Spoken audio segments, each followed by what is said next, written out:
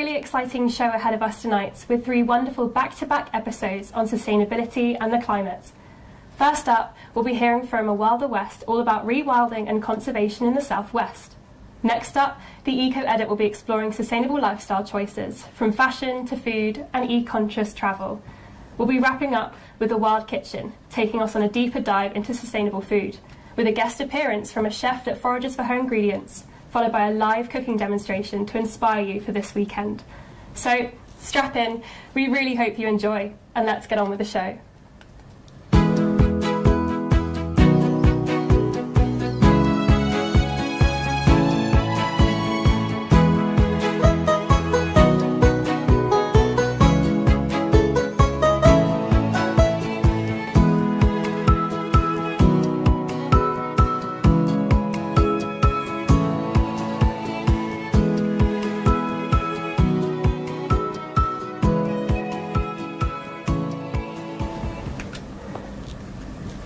Hello, I'm Nat. And I'm Rachel. And welcome to A Wilder West. Today we'll be taking you on a tour of the southwest, beginning with Ollie, live from the Avon Gorge, who'll be introducing us to the wildlife that can be found there, including the apex predator of the ecosystem. We will also be tuning in to Anna Maria, who's performing a live dissection, exploring the food webs of the southwest. You will then be joining Ollie on a wilderness safari through the Forest of Dean with expert naturalist Ed Druitt. After that, we'll be talking to the University of Bristol's Wildlife Film Society about their upcoming documentary, The Secrets of the Southwest, so stay tuned for that. And then back to the Avon Gorge, where Ollie will be getting up close and personal with a few of its residents, the hairy conservationists. But more on that one later. We want to know about your encounters with nature and how they may have left you wanting to know more. As we near the end of National Garden Wildlife Week, we will be opening this week's Q&A to queries about how our gardens can give nature a helping hand. Yes, so please do scan the QR code to submit any interesting tips or anecdotes from your gardens, along with anything else you'd like us to help out with. We'll be discussing these suggestions towards the end of the programme before rejoining Ed and Ollie for a more in-depth conversation about wilding the reforest of Dean. Finally, we'll head back to the studio to have a chat about some of our favourite books on rewilding. It's a jam-packed show today, looking at lots of different animals that you can see across the southwest. But what about the ones closer to home? Only 1.5 miles from the bustling centre of Bristol is the Avon Gorge. This is a national site for conservation and scientific interest, home to a wide variety of animals and over 30 species of rare plants.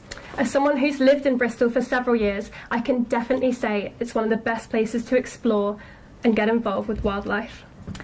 If we look at this map here, we can see the area of the Avon Gorge, spanning the Downs, the Suspension Bridge and Lee Woods, and the incredible biodiversity that can be found here as well. We've got badgers and foxes, peregrine falcons and so many wonderful rare plants in the Avon Gorge. Hopefully this has made some of you feel inspired to go and explore the wide biodiversity that the gorge has to offer. Well, our wildlife reporter Ollie is doing just that. Let's drop in on Ollie now and see how he's doing in the very windy Avon Gorge.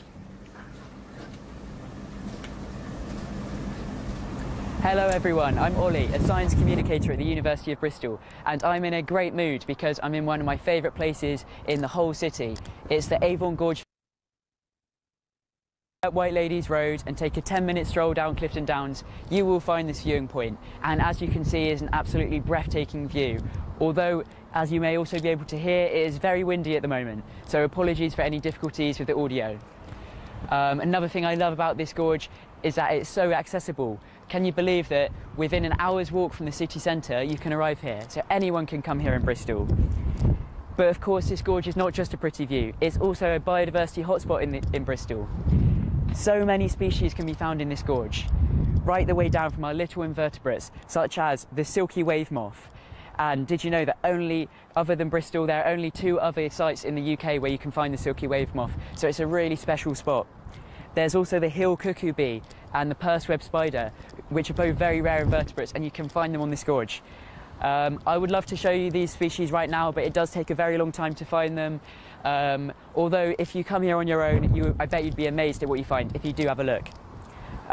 It's not just invertebrates though, there are also so many mammals here. I'm talking about foxes and weasels and hedgehogs and voles and even horseshoe bats, which are endangered.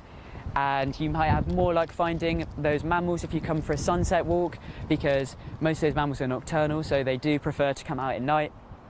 And of course, the peregrine falcons, which I did see one about 5 minutes ago. I don't know if I'll be lucky enough to catch one right now. They are one of the most amazing birds ever because they are, when they're diving, they can reach a speed of 300 kilometers an hour, which is the fastest, which makes it the fastest bird in the whole world. But it's not just the fastest bird in the whole world, it is the fastest animal in the entire world, and you can find it in Bristol. Isn't that amazing?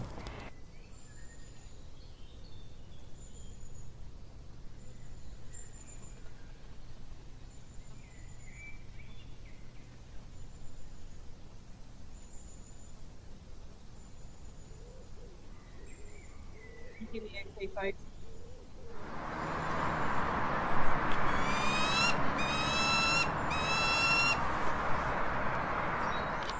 And finally, the Avon Gorge, it's not just incredible for wildlife, it's incredible for people too, because there's so much mental health benefits from coming here and visiting it. It's just so relaxing to take a stroll around here and find peace of mind in nature and just lose yourself in this feeling with the fresh air blowing through your hair and the birds flying around at eye level. God, it just makes me so relaxed, and I love seeing other people strolling around here as well. I do recommend you come and take a look if you do manage to find some free time, because it can be so busy in Bristol and it's important to take time out for nature as well. Thank you so much for listening to me rant about the gorge. Back to the studio. And that was Ollie, live, celebrating the wonderful biodiversity of the Avon Gorge. Thanks for that, Ollie. One way to keep track of the biodiversity of a region is to look at the number of prey items, which of course support animals higher up the food chain that feed on them. A good and non-invasive method of looking at small mammal biodiversity is by studying the diet composition of birds of prey. On that note, we will be joining Anna Maria live as she shows us how this can be done. Anna Maria, are you there? Yes, Rachel, I'm here. I'm actually in the laboratory spaces At the University of Bristol, where I've been protecting my live owl pen. So the owl is actually flying. So as you can see, I've got the whole thing set up here. So barn owls are and they are adapted for hunting. They mainly feed on small mammals, and the way they do that is by swallowing their prey whole. Because the prey is swallowed whole, that means that there's a whole load of non-digestible items in pellets, such as fur, bone, feathers, and all this magical stuff.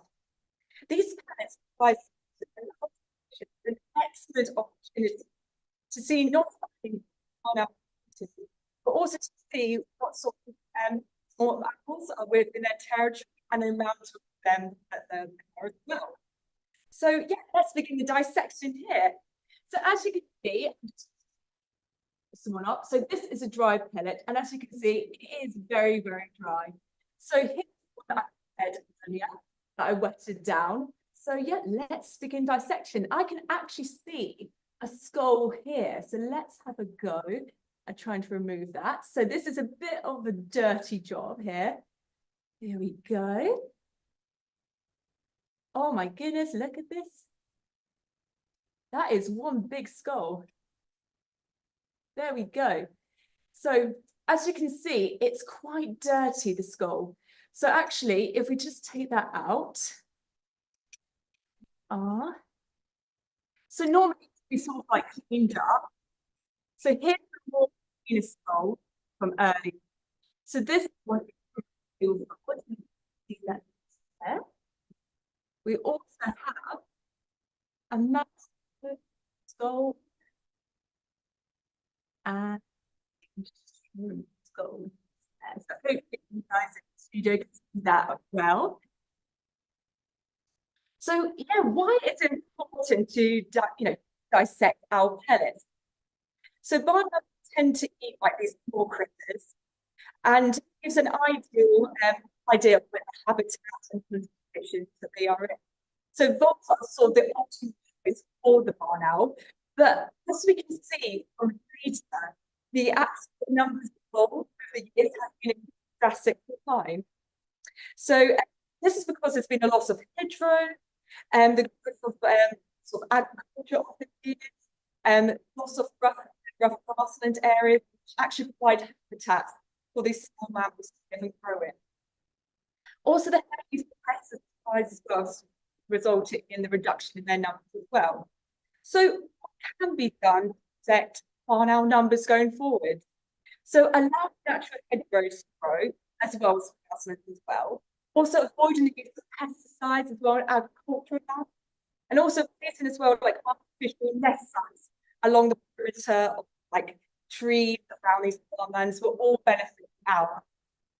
So what that's done here in the lab, I'd like to thank the University of Bristol team of technicians for helping me to get my hands dirty. Back to you in the studio, Rachel. Thank you, Anna Maria. We'd recommend our viewers at home to go hunting for outcomes in green spaces near them if they can find them. It's great fun identifying the differences between these small mammal skulls and bones. But travelling outside of Bristol for just short of an hour, we come across the Forest of Dean in Gloucestershire. Ollie visited this historic, sprawling woodland on the border of England and Wales earlier this week to meet the local naturalist Ed Druitt, this wildlife safari. Ed Druitt, the naturalist, has kindly invited us to his home and he's going to give us a little tour around his neck of the woods. Come and join us. Now, one of the issues we do have in Britain is that we have a lot of deer, and we probably have more deer in Britain than the country's ever had before. One of the issues with that, though, is that even somewhere like here in the Forest of Dean, you can end up with overbrowsing. And if you have overbrowsing where too much plant life is being eaten, then actually you lose layers. You lose your herb layer down at the ground, you lose your shrub layer, and that removes two really important kind of habitats really for nature, whether it's dormice, whether it's butterflies, or whether it's birds. But here we're actually on the northeast edge of the Forest of Dean, and so actually we have lower densities of deer, and I can tell that just simply by looking at the structure of this bit of woodland, because actually we have a herb layer. We can see we've got bramble, and although people often disregard bramble as being very annoying because in urban areas it can just grow up and cover over everything, it's an important plant in a woodland like this. You don't want it smothering everything, but you still want bramble here. It provides food for moth caterpillars, it provides blossom and flowers for insects like butterflies, for example. But also we've got some hazel. So over there, for example, and just on your right hand side here, we've got some hazel here. So having hazel in a woodland like this is important. Hazel is an important understory tree, providing food for caterpillars, providing nuts for small mammals, and also, you know, other insects for other birds. So actually when you look around us here, you can see that there is a herb layer, there is a shrub layer, it's being turned around by the wild boar, but there isn't too much of an issue of overbrowsing here. So we do still have fallow deer here, but not too much. But across the Forest of Dean as a whole, the deer and the boar are managed, so they are culled, and that's because, you know, we don't have wolves, we don't have lynx anymore, and so their numbers still have to be kept in check to make sure that we don't end up with a woodland environment like this being completely, you know, overeaten, overdug, overbrowsed and things like that. Let's wander along though and just see what else we can spot. What you do get a sense of as we walk along is how the boar just shuffle the soil around. This is really good for the earthworms because it helps the soil, the leaves to go into the soil so it can munch it up. And we have lots of dung beetles here in the Forest of Dean. They're called woodland door beetles. They bury the poo of the deer and the boar. And again, this nice loose soil makes it much easier for them to bury that poo and have little tunnels going down underneath the soil. The other thing in here as well is that this oak tree over here, for example, has some dead branches on it, and further over in this bit of woodland there is a dead oak tree, and standing dead wood is really important for wildlife. We need lots of fallen dead wood. We don't have enough of that in our woodlands. So Forestry England, who manage the Forest of Dean, along with organisations that manage certain areas on their behalf, so RSPB, Gloucestershire Wildlife Trust, leave a lot of fallen dead wood, but also where it's safe to, we'll also have standing dead wood. That one's obviously still alive, but further along there is another tree that is completely dead, and that will provide different sorts of habitats for woodpeckers, spotted flycatchers, wood-boring beetles and fungi. Wow. Hey guys, I hope you enjoyed that nature trail as much as I did. That man has so much to say and I learned so much from him. What a great nature trail with Ed.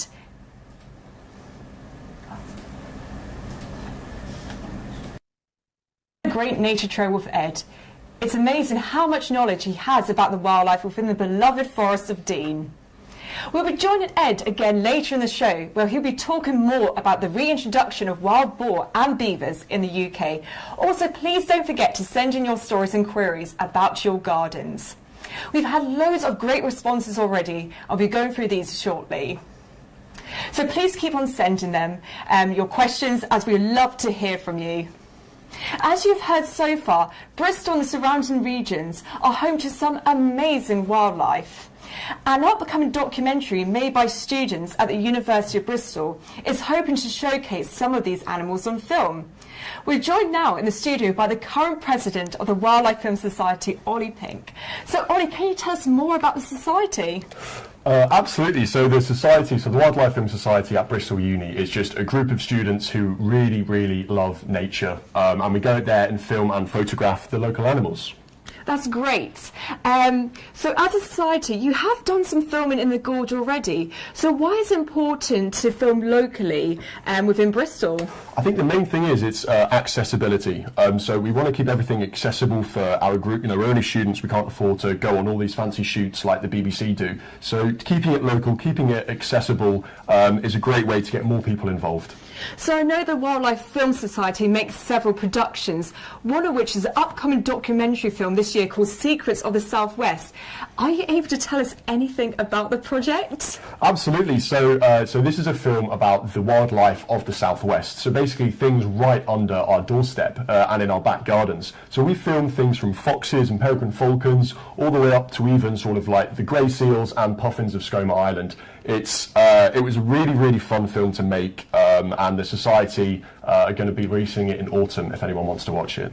So I know it's probably top secret stuff going on, you're in the production phase at the moment, but have you got any personal highlights of any animals that you filmed so far for the documentary? Absolutely. So I think my personal highlight of this whole film was with me and my fellow producer Luke. Were out filming and we stumbled across a juvenile pine marten in the middle of the day. Now, for those that don't know, they're sort of small weasel-like mustelids. They're the most elusive mammal in Britain, and it was just amazing to see and capture its behaviour. Oh, that sounds absolutely amazing. We're really looking forward to seeing that. So thank you, Ollie, for once again sharing some information about Secrets of the Southwest. The release date will be this autumn.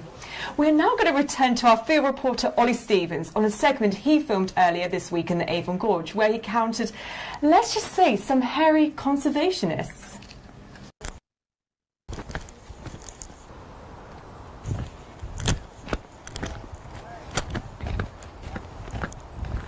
Oh, I think they've been spotted. Wait, no, false alarm, sorry.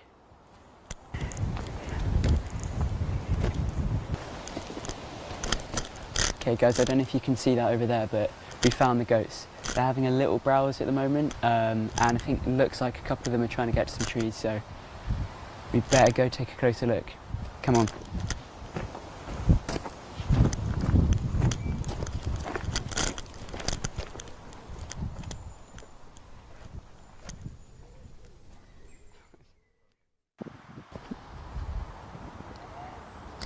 Grazing animals are a fundamental and necessary force of natural disturbance and can be excellent for conservation.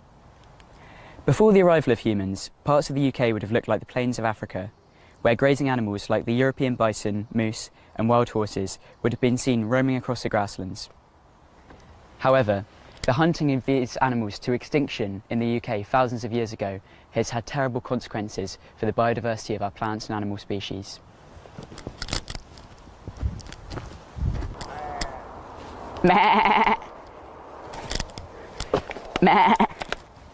Since we have lost these primeval mega-grazers, we've had to introduce other herbivores to take on their roles. Goats were introduced to this gorge to help the rare insect and plant species to grow and thrive. Known as the hairy conservationists, goats naturally prefer to snack on vegetation that's woody and scrubby, rather than grasses and wildflowers. Thanks to these goats in this gorge, rare tree species like the Bristol whitebeam, which by the way can only be found in this gully, can survive and flourish. And then tree species like that, along with mosses and lichens, can provide amazing habitats for nesting birds and all kinds of invertebrates, which is also great for pollination. And across the country, grazing species are being reintroduced, which were previously extinct.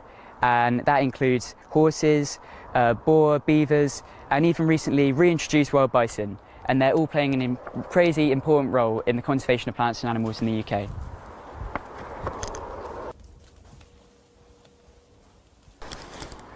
I don't know how I'm going to come down. Ooh. Because it's so steep here, it's a place that only goats can really, oh.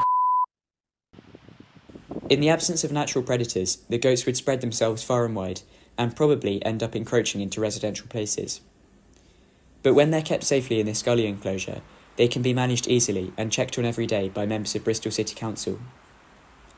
The largest predatory mammals in the gorge landscape nowadays are foxes. Unlike the urban foxes living in the streets of Bristol, who mainly survive off scraps of food from rubbish bins, these wilder foxes rely on eating smaller mammals, like voles and mice. Last week we managed to observe a young family of foxes. Take a look.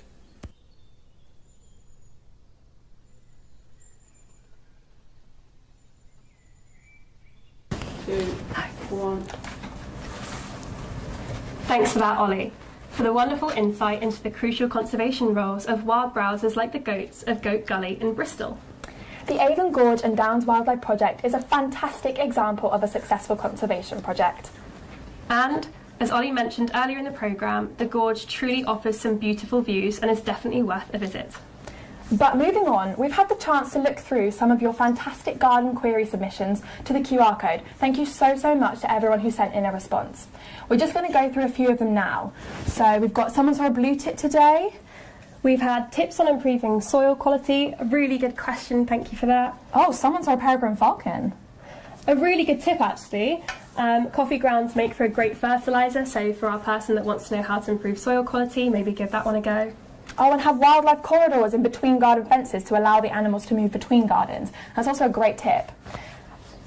So now we have time to just answer one of the questions that we've got, and this one is a fantastic question from Sarah in Wiltshire. Can we get this up on the screen for those at home to see what Sarah asked? So, now I have retired and spend more time in the garden, I wanted to include a small pond to provide a source of food, water and a breeding ground for local wildlife.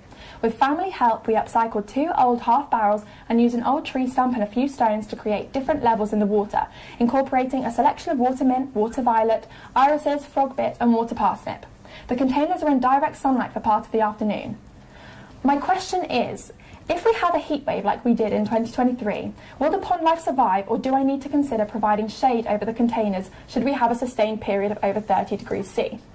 That's a brilliant question there from Sarah. And can I also say that your natural wildlife pond sounds really cool. What a great way to rewild a section of your garden. Yeah, definitely. And with heat waves like the one we experienced last year projected to become more likely, we should definitely be doing all we can to reinforce our garden wildlife against a warming climate. You are right to be concerned. So, I'm going to answer this with, I think the best thing you can do is to keep your ponds topped up to fight against evaporation. And ideally this would be using rainwater from a water butt, or even storing water in shaded watering cans and buckets for a day, as water straight from a tap often contains these organic concentrates that can be toxic to your pond life. I hope that answered your question, Sarah. And thanks again for sending it in. What a great suggestion for a fun family activity to do this week to celebrate the end of National Garden Wildlife Week. Exactly. And we have more on rewilding coming up next, with Ollie again in the Forest of Dean, with boars, beavers and rewilding non-believers. The Tory councillor, I think it's called Alan Priest, and he said that rewilding efforts in the Forest of Dean have been catastrophic and a mess. And he even he referred to residents being unhappy. And Alan Titchmarsh got a mention. He's a famous wildlife gardener and TV presenter, and he warned that trendy rewilded gardens are catastrophic for biodiversity. Do you think they've got a point, or maybe barking up the wrong tree there? Yeah, I think that they've completely missed the point totally. Right. The issue with rewilding is that it's quite a charged term and word, and so actually a lot of organisations just use the word wilding today, so give this sense of, rather than redoing something, that you're just allowing certain places to become a little bit more wild. Yeah. But they have got the wrong end of the stick in many respects, really. For some people, rewilding or wilding is about introducing walls and links into places. For some people, the definition in their mind is that you're just letting everything go. And that's not the case. So somewhere like the Forest of Dean, for example, where you do have some important conservation projects being done by the RSPB, the Gloucestershire Wildlife Trust and Forestry England itself, it's about, you're still having management techniques to just make sure that all those kind of important systems in the ecosystem here are happening, really. So this idea of rewilding, or I tend to use the word wilding, it's actually about having the wild boar here doing the rootling, but obviously managing their numbers so that they're not re-rootling stuff and redoing it stuff. And if their numbers are kept in check, they're not then going to come into towns and villages and have a conflict with people. So I think that there's a lot of misunderstanding about what wilding or rewilding actually is. But from where I am as a biologist, an ecologist and a naturalist, taking people out all the time, really, I'm seeing the benefits all the time. I'm seeing how the boar are shuffling the woodland floor around. I'm seeing those kind of clear spaces that the boar provide. I'm seeing the dung beetles. I'm hearing the bird song. Wow. So I heard as well, it's not just wild boar. I've also heard that a few beavers were released in 2018, and I was wondering, are they still around? Yeah, so when it comes to sort of almost bringing back some of those important systems that you need in a woodland environment, forests all across Britain are gasping for wild boar, but fortunately we've got them here, bringing some breathing space to the forest. We do have conservation grazing cows in some parts of the forest, particularly on Gloucestershire Wildlife Trust land, and they're kind of replicating the behaviour that aurochs would have done. Aurochs would have been huge wild cows living here 1,000 years ago, now extinct. Again, woodlands and forests are gasping for this animal that would have been pushing small trees down, pooing in different places, providing food for those dung beetles, which in turn helped to ventilate the soil and things like that. Now the beavers were brought back mainly as a flood prevention role to stop the flooding of a village called Lidbrook. They're in a very long enclosure, because the idea is we don't want them going somewhere else. We want them in a particular part of the forest, preventing floods further downstream. But they have done a remarkable job just in 5 years. They've created woodland pools that weren't there before. They've created these wonderful dams that are holding back the water. We're seeing birds like gooseanders using these pools now, but they're never there before because there's going to be fish there. I've seen frogs spawn in these pools that again would never have been spawning in the stream. So trying to re-wet and keep the forest wet is really important for lots of different wildlife, such as rare butterflies, such as the small pearl border, which does need, I think, a damper woodland environment than perhaps what we've had in recent years. Oh, amazing. Thank you. Thank you to our field reporter Ollie Stevens. Thank you to our field reporter Ollie Stevens and Ed Root again for such an insightful discussion.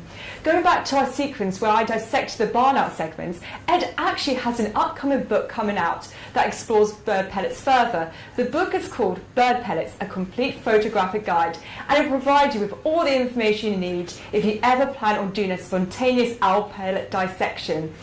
Talking of books, we're actually at the point of the show where we end on some book recommendations. This week's theme of book recommendations is rewilding and conservation. So the first book I have is Wilding by Isabella Tree. If I can actually get a close-up of the book cover, which is absolutely gorgeous. There we go. So it actually features an image of a turtle dove, which is actually one of the rare bird species that is breeding at Knepp.